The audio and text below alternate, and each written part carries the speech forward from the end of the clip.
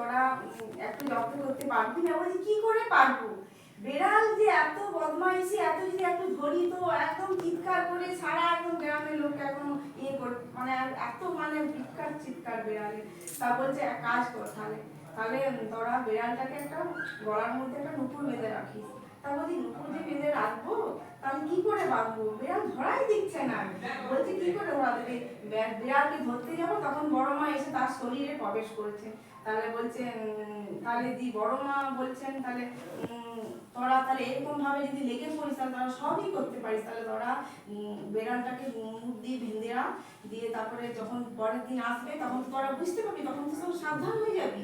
তখন কেউ দুধের মধ্যে ফাঁকা দিয়ে রাখবে, কেউ বাগান টাগান সব পরিষ্কার জন্য করে তাদের আর উপদ্রব করবে না, তাহলে কোনো অসুবিধা নেই। তাহলে এরকম ভাবে একটা দুষ্টু বিড়ালকে কিরকম ভাবে মানে আমাদের সবই করতে পারে, একটা মা সবই পারে।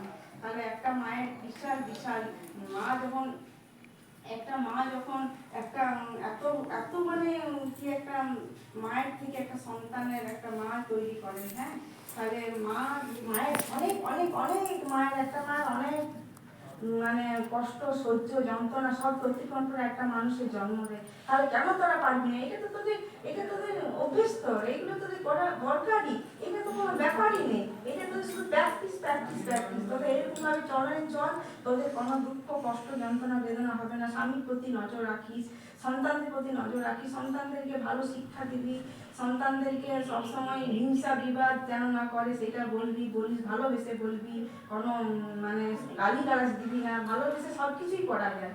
তাহলে আগে মাকে ভালো হতে হবে, তাহলে তার পরিবার সুন্দর সৌন্দর্য হয়ে থাকবে।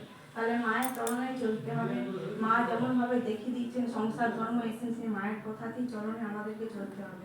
আর সবসময় নিজে সব জানবি, নিজের দোষ না থাকলে নিজের দোষটা নিয়ে নিবি, কিন্তু অপরের দোষ দেখতে দিস না, বরং এটাও বলছেন। তাহলে এইভাবে সংসারে সব কিছু করা যায়। জয় গুরু। আমি কিছু ভুল থাকলে ক্ষমা করবো। কারণ তোমার